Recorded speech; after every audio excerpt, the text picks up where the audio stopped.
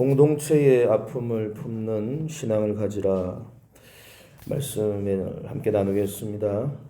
이제 우리가 사무엘하 본문으로 이제 들어왔습니다. 이제 사무엘하는 우리가 지금 어제부터 또 1장 초반부터 이렇게 우리가 알다시피 이제 사울 왕의 시대가 끝나고 이제 다윗의 새로운 이스라엘, 하나님께서 새롭게 만드시고 꿈꾸시는 이스라엘 다윗이라는 인물을 통하여 새롭게 이 나라를 세워가시길 원하시는 하나님의 귀한 마음과 또 일하시는 것들을 이제 우리가 보게 될 겁니다. 그런데 오늘 본문에 보면 이제 다윗에게 이제 도망자의 삶을 살아가고 있던 시글락에서 이 도망자의 삶을 살아가고 있던 다윗에게 어떻게 보면은 참 그토록 기다리던 소식이 온 겁니다. 자기의 원수, 자기의 평생에 어떻게 보면은 원수죠. 사울 왕. 내가 억울하고 너무나 답답하고 그 사람만 생각하면은 너무 마음이 힘들었는데 이제 사울 왕이 죽었다는 소식을 아말렉 청년을 통해서 듣게 된 겁니다.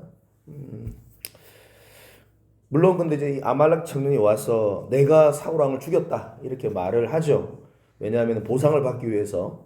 실상은 아말렉 청년이 죽인 게 아니라 사울이 블레셋과의 전쟁에서 이제 화살을 맞고 이제 부상을 당하고 이제 어떻게 보면은 도망을 가는 상황 가운데 자기가 스스로 사실 어떻게 보면은 칼로 자기의 목숨을 이렇게 없앤 거죠. 그러니까 자살을 한 거죠.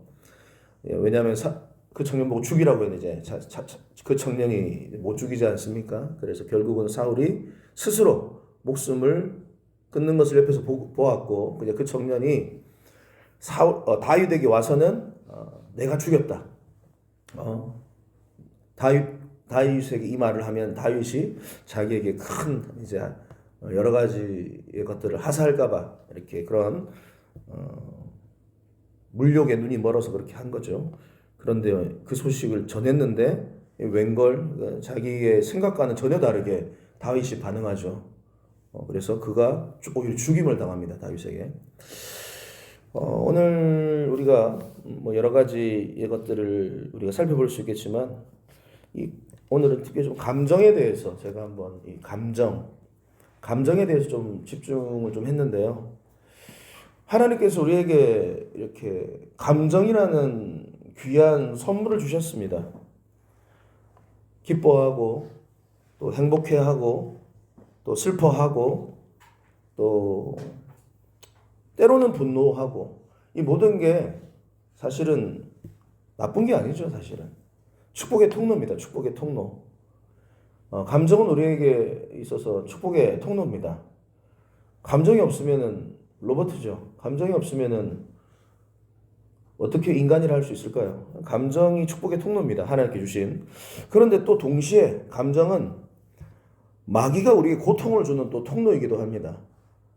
이 감정을 잘못 사용하고 이 감정을 우리가 하나님께서 기뻐하시는 방향으로 쓰지 않으면 마귀가 제일 우리를 힘들게 하고 어렵게 만들고 우리를 묶는 그 길이 바로 또 감정이라는 겁니다. 감정. 그래서 이제 감정이 종잡을 수 없다 이런 말을 우리가 쓰잖아요. 불과 이제 뭐 몇 분 차이로 방금 전까지 막 좋아서 행복해해서 막 즐거워하다가 갑자기 무슨 말 몇 마디 들으면 그냥 마음이 낙담이 되는 거예요. 그냥 기분이 상하는 거예요. 그리고 분노가 일어나는 거예요. 막 행동을 하게 되는 거죠. 그래서 우리가 신앙생활하면서 이 감정을 어떻게 처리해야 될 것인가? 이것이 성숙한 그리스도인의 표지입니다. 성숙한 그리스도인, 예수를 닮은 그리스도인, 주님을 닮아가는 온전한 사람, 그리스도의 장성한 분량으로 세워져가는 성도는 반드시 이 감정의 문제를 정말로 잘 지혜롭게 처리해야 됩니다. 그래서 우리가 감정 또 이런 또 책들이 관련된 책들이 많은데 감정 충만하냐 성령 충만하냐 그러니까 우리가 이 부분도 좀 잘 지혜롭게 생각을 해야 돼요. 내가 그냥 감정적으로 신앙생활 하시는 분들 있어요. 그러면서 자신이 성령 충만하다 생각을 하는 좀 안타까운 경우들이 좀 있죠. 그래서 우리는 감정 충만한 신앙을 살아가는 자들이 아니라 성령 충만한 자들이 돼야 된다. 그래서 결국은 성숙한 그리스도인은, 성숙한 하나님의 사람은 이 감정을 잘 다스리는 사람이에요. 하루에도 수십 번, 수백 번, 수천 번 감정이 요동을 친다 이 말이죠. 그때 이 감정을 어떻게 다스릴 것이냐? 이 분노, 이 상함, 이 낙심, 또 때로는 막 그 즐거움까지도 어떻게 우리가 다스릴 것이냐? 우리는 감정대로 행동하는 사람이 아니라 말씀대로 행동하는 사람인 줄 믿습니다. 그래서요, 마귀에게 끌려다니지 말아야 돼요. 마귀가 우리에게 그런 감정을 가지고 우리를 움직인다 이 말이죠. 너 기분 나쁘잖아. 이혼해. 너 이렇게 당했잖아. 너 기분 나쁘잖아. 자녀에게 지금 기분 나쁘지? 자녀에게 너 감정대로 해. 그러면 자녀에게 감정대로 하는 거죠. 막 폭언을 쏟고 폭력을 쓰고 절대적으로 하나님이 원하시지 않는 방향인데 그렇게 한다 이 말이에요.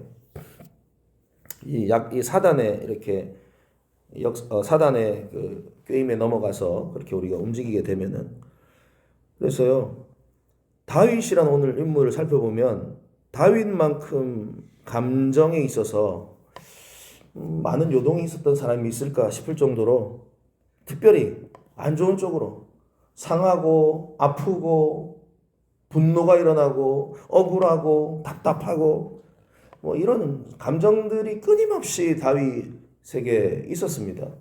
다윗에게 감정적으로 좋았을 때는 뭐 골리앗 죽이고 또 잠시 잠깐 또 장관으로서 어떻게 보면은 이렇게 또 인정받고 사랑받는, 그런데 이제 뭐 얼마 뒤에 바로 이제 사울 왕이 돌변해가지고, 사울 왕이 사실은 감정에 끌려다녔던 사람이죠.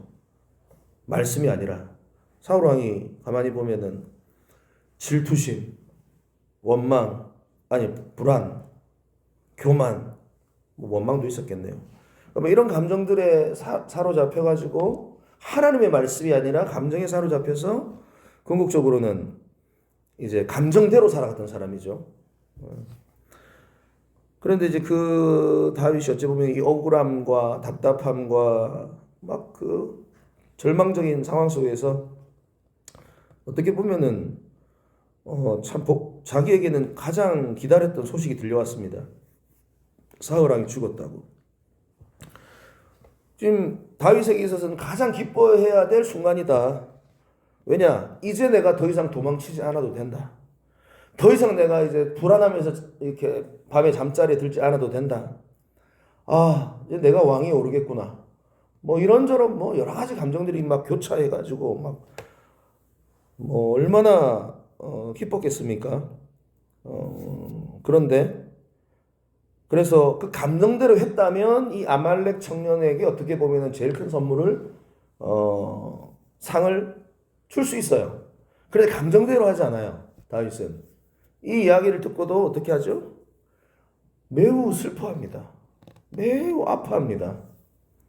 11절에 보면 옷을 잡아 찢으면서 또 여호와의 백성들이 죽었다는 것과 요나단이 죽었다는 것과 그로 말미암아 12절에 보면 울며 금식까지 합니다. 그러니까 결국은 지금 다윗은 뭐냐? 지금 이 사울이 자신의 원수라고 보지 않았던 거예요. 하나님이 세우신 왕이 죽었다.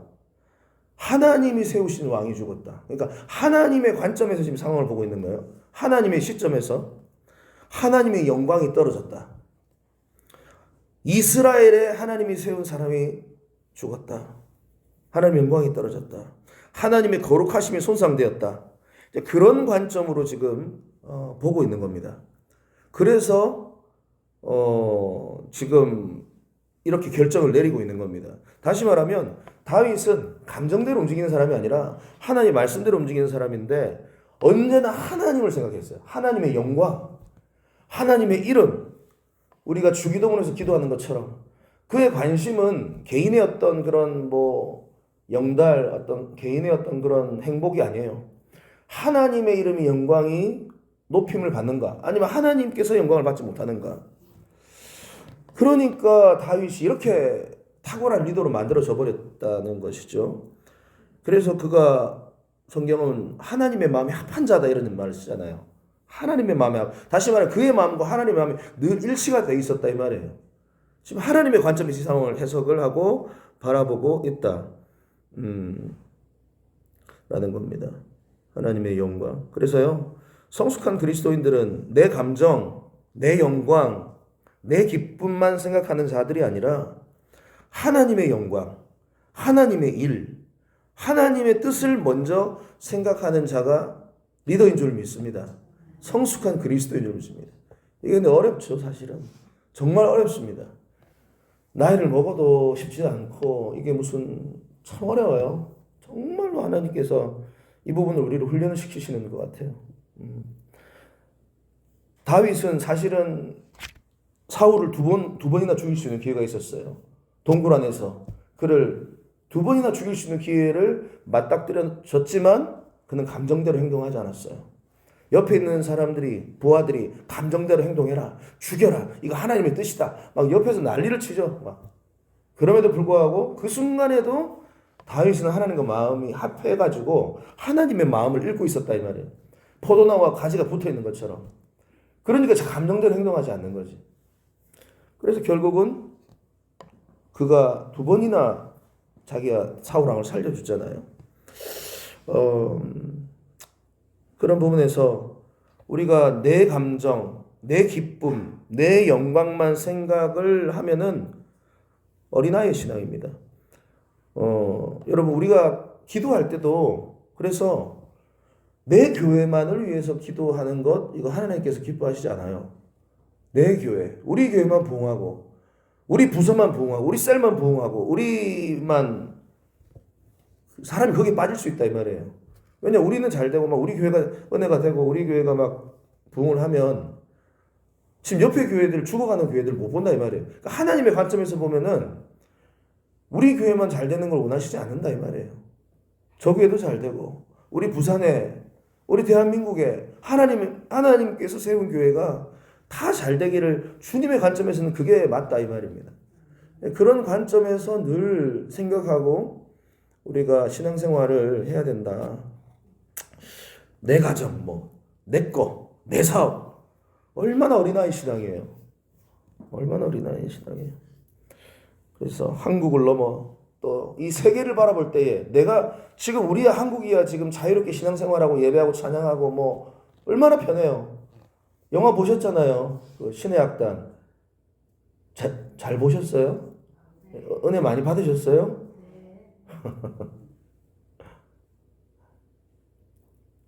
얼마나 지금 이 자유롭게 신앙생활 우리가 오늘 아침에 새벽 예배드리고 아침 예배드리고 마음껏 성경을 읽고 마음껏 찬양하고 마음껏 기도하고 우리가 이게 너무 이제 당연한 것처럼 이렇게 지금 누리고 있지만 북한의 지하교회 성도님들은 이 시간만을 꿈꾸며 평생을 살아가고 있는 자들이에요. 그들의 소원은 마음껏 한번 찬송가 크게 불러보고 싶고 마음껏 내가 성경 한번 읽어보고 싶고 마음껏 예배하고 싶고 그들의 소원을 우리는 지금 사실은 누리고 있는 거죠. 얼마나 우리 입장에서는 이제 감사한 거죠. 어떻게 보면은 너무 감사해요. 그런데 하나님 아버지의 관점에서 보면은 동일한 자녀인데 한쪽 자녀는 그렇게 자유롭게 신앙생활 하는데 한쪽 자녀는 숨어가지고 자칫하다가 들키면은 끌려가서 쥐도새도 모르게 죽임을 당하고 평생 고통을 당하고 그러니까 그런 관점에서 우리가 대한민국을 바라보고 열방을 바라보고 세상을 바라봐야 된다.